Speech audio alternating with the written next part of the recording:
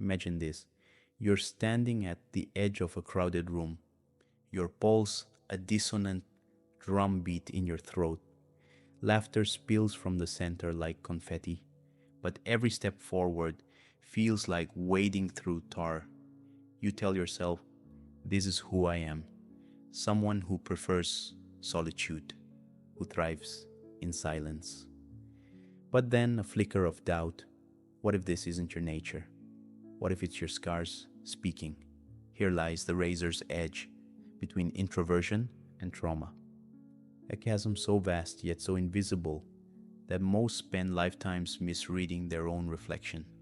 The world applauds the quiet ones, labeling them introverts with a tidy, non-threatening finality. But what if that label is a cage, a story we cling to because the truth is too volatile to touch? That the silence we call self is not a sanctuary but a bunker, dug hastily in some forgotten war. Consider the paradox. Humans are born wired for connection, neurons sparking like fireflies at the side of another face. Yet millions now wear solitude like a second skin, whispering, I'm just built this way. But biology rarely carves prisons trauma does. When a child learns to mute their laughter to avoid a parent's glare, or a teenager swallows their voice to dodge ridicule, the mind begins a sinister alchemy. It mistakes survival for identity. By adulthood, the armor has fused to the flesh. You no longer ask, why am I this way? You simply are, yet the body keeps score. That flinch when a stranger sits too close. The way your breath shallows in rooms humming with small talk. The exhaustion after socializing, not from the act itself, but from the Herculean effort of performing normalcy. Psychologists have a term for this, hypervigilance. It's the same primal wiring that made our ancestors freeze at the snap of a twig. But when the predator isn't a wolf, it's other people the threat never leaves. You become a fugitive in a world of potential triggers, mistaking your own heartbeat for an alarm. So we arrive at the great question, are you an introvert or are you haunted? Is your love of quiet a genuine preference or a trauma response masquerading as taste? Does solitude recharge you or simply numb the fear of being seen? The line is treacherously thin. Carl Jung once wrote that the shadow, the repressed, unlit parts of the self, becomes hostile precisely because it is neglected. What if your introversion is not a personality trait, but a shadow puppet cast by wounds you've refused to name? Think of the last time you declined an invitation. Was it a gentle no, rooted in self-awareness, or a reflexive recoil as if your very cells screamed danger? There's a difference between choosing stillness and being cornered by it, between the monk who retreats to deepen his wisdom and the prisoner who paces a cell, counting cracks in the wall. This is not to pathologize introversion. True introverts exist those whose energy flows inward as naturally as tides obey the moon. But in a world where trauma wears 1,000 subtle masks, how many have conflated protection with preference?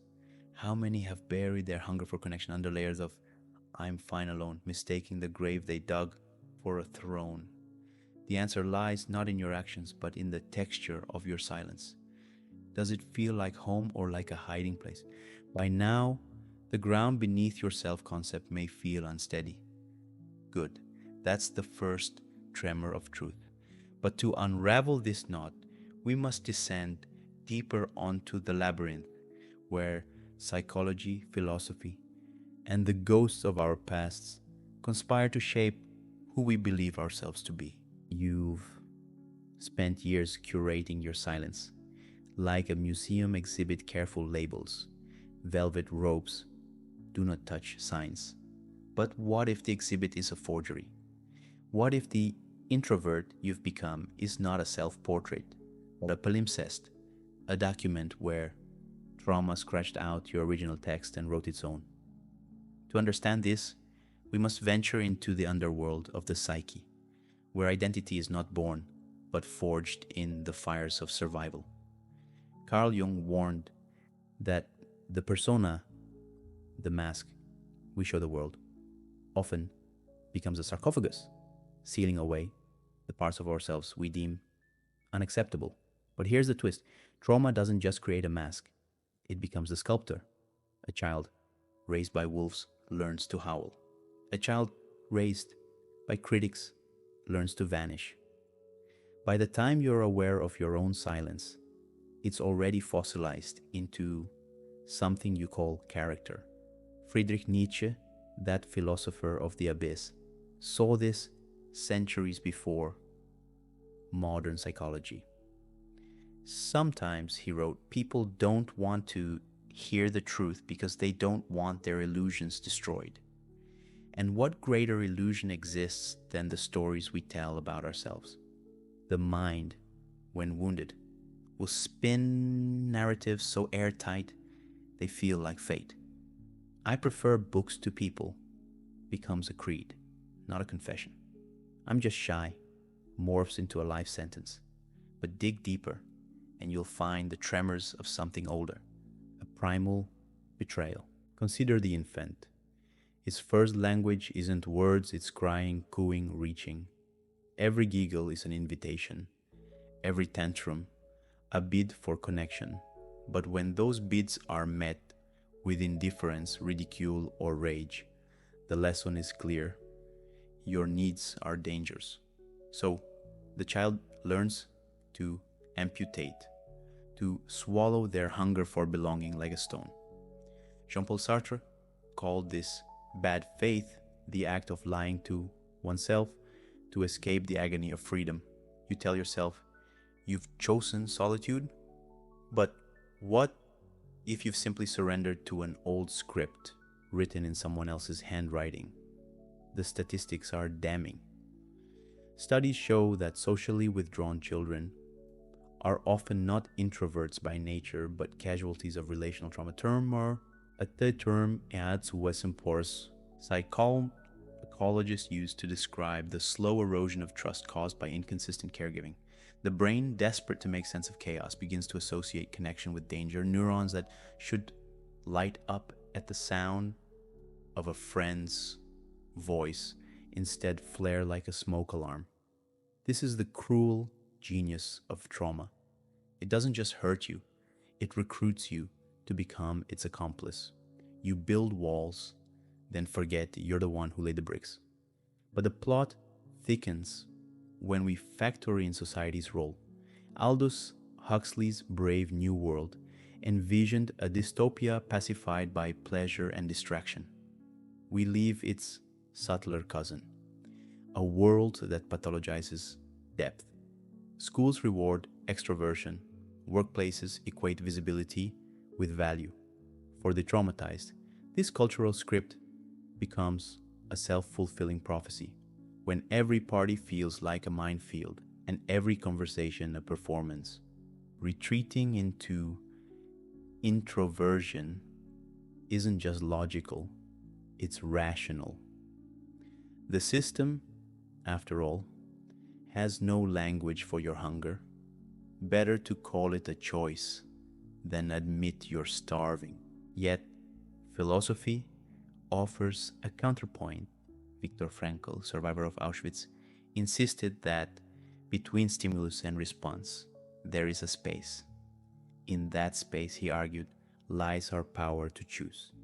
But trauma shrinks that space to a pinprick.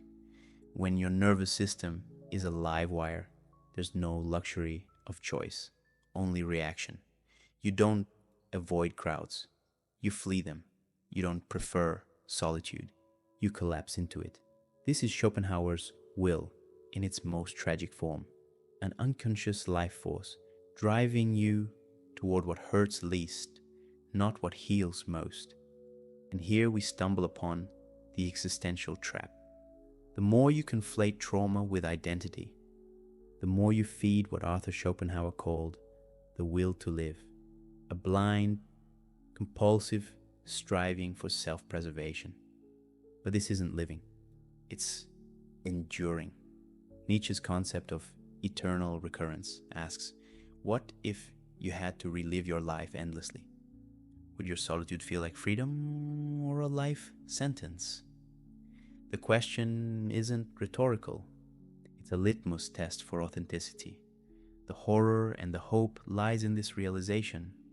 You are not your habits, not your defenses, not even your silence. You are the awareness beneath those things.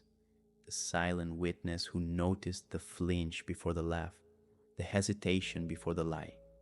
Jung called this the self, the totality of who you are beyond the fragments trauma shattered. But to reclaim it, you must first confront the unthinkable. That much of what you call me is actually the ghost of someone else's choices. Society calls this introspection. The ancients called it descensus ad inferos, the descent into hell. But make no mistake, this is where the rubber meets the road. Because the next layer, the consequences of this confusion are not merely personal. They ripple outward, warping relationships, cultures, even the arc of history. You wake each morning in a house you didn't build, its walls papered with half-truths, and its foundation cracked by tremors you dare not name. This is the architecture of the unseen, a life shaped not by choice, but by the silent aftershocks of conflating trauma with self. The consequences are not abstract. They pulse in the quietest moments, the way you dissociate during a lover's touch, or the hollow triumph of canceling plans to nurse a dread you can't articulate. But the true horror lies in the collective. When millions mistake their scars for skin, the world itself becomes a funhouse mirror, reflecting distortions we no longer recognize as such. Let's begin with the brain, that 3-pound universe where trauma rewires galaxies. Neuroscientists know that prolonged stress shrinks the prefrontal cortex, the seat of rational thought, and inflames the amygdala, the brain's alarm system. In practical terms, your preference for solitude might actually be a hijacked nervous system interpreting any social interaction as a threat. Like a car alarm blaring in an empty garage, your biology screams danger where none exists. Over time, this becomes a self-fulfilling prophecy. Negativity bias, the brain's tendency to prioritize threats, starts cherry-picking evidence. See? People exhaust you. Trust no one. The spiral tightens. You curate a life small enough to feel safe, mistaking the shrinking of your world for self-care. But the mind's sabotage pales next to culture's complicity. Modernity has weaponized the very traits trauma inculcates. Consider the rise of toxic productivity, where self-worth is tied to output. For the traumatized, already prone to perfectionism and hyper-independence, this ethos becomes a perverse sanctuary. If I can't connect, I'll excel. Workaholism masquerades as purpose. Isolation rebrands as focus. Apps and algorithms designed to exploit our vulnerabilities swoop in like opportunistic parasites. Social media, that hall of fractured mirrors, rewards the curated self over the authentic one. You post a photo of your solitary hike, IntrovertLife, but the lie metastasizes. The more you perform contentment in isolation, the more others mistake your prison for a pilgrimage. The societal cost? A loneliness epidemic wearing the face of progress. Urban centers teem with ghostly figures hunched over screens, their synapses starved of the oxytocin that only real presence provides. Psychologists identify a new phenomenon, crowded solitude, where physical proximity amplifies emotional isolation. The traumatized introvert becomes both victim and architect of this dystopia. Their unhealed wounds normalizing a world where convenience trumps connection. Dating apps reduce relationships to swipes. Friendships fray into transactional check ins. Even protests and revolutions, once catalysts for communal catharsis, morph into online performance art. The French philosopher Guy Debord predicted this in The Society of the Spectacle. When life is mediated through images, we cease to experience reality, we merely consume it. Yet the most insidious consequence is the theft of possibility. Every time you rationalize, I'm just introverted, to avoid a party, you're not just declining an event, you're reinforcing a neural pathway. Synapses that fire together, wire together. With each retreat, the trail back to connection grows more overgrown. Philosopher Soren Kierkegaard called this the sickness unto death, a despair so complete one forgets they're despairing. You adapt to a diminished life, like a plant bending toward the sliver of light in a boarded up room.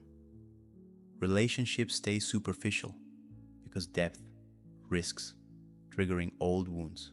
Creativity stagnates as innovation requires the friction of opposing ideas. Even your dreams grow smaller, their horizons clipped by the subconscious mantra. Don't want what you can't survive losing. And here's the rub. The culture applauds this diminishment, the quiet quitting trend, the glorification of boundaries so rigid they become fortifications. A capitalist machine that profits from your disconnection. Lonely people buy more, crave more, click more. Colludes with your trauma to sell you a lie that you're protecting yourself by staying small. But what's really happening? You're outsourcing your healing to a system that needs you broken. The gig economy thrives on your aversion to office politics. Self-help gurus peddle introvert pride courses while ignoring the roots of your isolation. Even spirituality gets perverted. Mindfulness becomes a tool to numb, not awaken, turning you into a bystander of your own life. The body, ever the truth teller, rebels. Chronic fatigue, mysterious pains, autoimmune disorders, conditions often linked to unprocessed trauma. Physicians toss around terms like psychosomatic, but miss the deeper undine truth. The body isn't imagining illness. It's somatizing a life unlived, screaming through symptoms what the mind has silenced. You treat the migraines, not the mourning, the insomnia, not the terror of dreams where your armor. The cage door was never locked. You've just been taught to fear the creak of its hinges. Rebellion begins here, with the blasphemous idea that your trauma is not a life sentence, but a lost language, a dialect of pain waiting to be translated into power. History's greatest revolutionaries were not those who fought armies, but those who defied their own wiring. Nietzsche's Übermensch, the overman who creates himself anew, is not a metaphor, it's a blueprint. To revolt is to realize that every neural pathway carved by trauma can be rerouted. Every survival mechanism outgrown like childhood armor. But first, you must commit heresy. Stop worshipping your wounds. Consider the paradox. Safety is the trap. The walls you build to keep danger out also suffocate the air. To break free, you must court the very discomfort your nervous system screams to avoid. This is not exposure therapy, it's alchemy. When you attend the party and stay past the first panic flutter when you voice an unpopular opinion and survive the sky not falling, you perform a miracle. You prove to your amygdala that the wolf is gone. Neurons that once fired in terror begin seeking new patterns. Psychologists call this neuroplasticity. The mystics called it resurrection. But rebellion demands more than action. It requires rewriting your origin story. Viktor Frankl, in The Frozen Hell of Auschwitz, discovered that even in utter degradation, the last of human freedoms remains: to choose one's attitude. You are not the child who learned to hide. You are the adult who can decide, moment by moment, to unlearn. This is the essence of Jean-Paul Sartre's radical freedom. Existence precedes essence. You are not defined by what happened to you, but by what you do with what happened. History whispers, roadmaps. Beethoven, going deaf, composed his fiercest symphonies by sawing the legs of his piano to feel vibrations through the floor. Frida Kahlo transformed bedridden pain into surrealist masterpieces. These were not resilient people. They were alchemists who refused to let their suffering fossilize into identity. Their secret? Treating trauma as raw material, not a life sentence. Here's the counterintuitive truth. Your triggers are not obstacles. Their X marks the spot on a map to liberation. That social anxiety? A clue that you crave connection more deeply than most. The exhaustion after socializing? A sign your soul is starving for authentic engagement, not the performative pantomime you've been force-fed. Start interrogating your defenses like a rebel spy intercepting enemy code. When you cancel plans, ask, am I protecting energy or avoiding the terror of being seen? The answer will hum with revelations. But beware, the world will resist your uprising. Capitalism profits from your disconnection. Influencers peddle self-care. That's just self-imprisonment with scented candles. To truly rebel, you must become a heretic of productivity. Replace I don't have time for people with I refuse to monetize every moment. Schopenhauer was wrong about one thing. The will to live can be hacked into a will to meaning. Start small. Call instead of text. Confess a vulnerable truth. Sit with the vertigo of being truly heard. Each act is a Molotov cocktail thrown at the fortress of fear.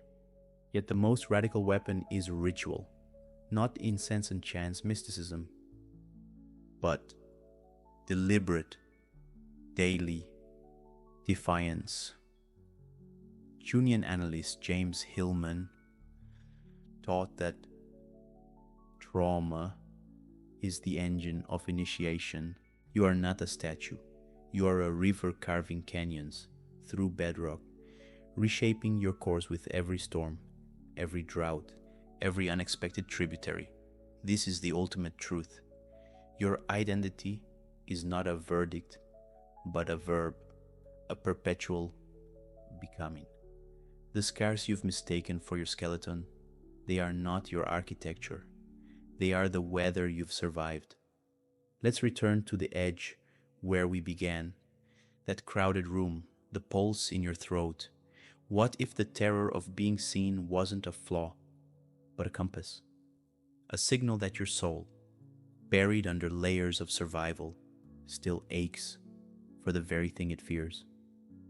Here lies the paradox, at the core of human healing. The truth you fled, I am wounded, is the only path to the truth you crave, I am whole. The journey from trauma to authenticity is not a linear repair. It's a rebellion against the fiction of fixed selves. Carl Jung knew this when he wrote, I am not what happened to me.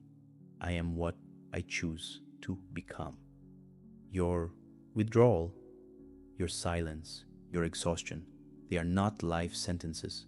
They are dialects of pain, waiting to be translated into a new language, one where vulnerability is not weakness, but the raw material of courage, where solitude is not a bunker, but a crucible. Consider the phoenix. It doesn't rise despite the ashes, it rises because of them. Your trauma too holds this alchemical potential. Every trigger is a fossilized memory asking to be unearthed, earthed. That flinch when someone raises their voice, it's not proof of your fragility, it's a breadcrumb leading back to the moment you learned to conflate loudness with danger. The social exhaustion you've labeled introversion, it's not a personality trait, it's the ghost of a time when being perceived threatened your safety. These are not flaws, they are invitations. But here's the rub. To reclaim your true self, you must first dissolve the lie of separateness. The you who hides and the you who longs to connect are not enemies, they're estranged siblings. Nietzsche's eternal recurrence asks us to imagine reliving our lives endlessly. Apply this to your solitude. Would you choose it again, knowing it was born not of preference but protection? The question isn't about judging your past. It's about emancipating your future. This is where psychology and philosophy collide with spiritual revelation.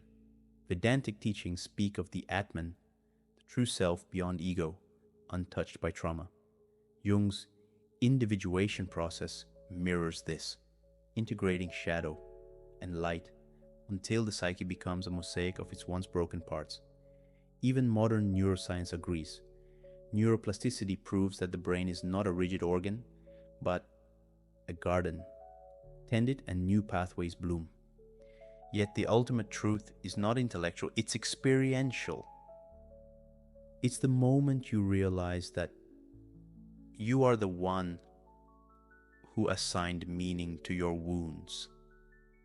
The parents' neglect wasn't about your worth, it was about their limitations.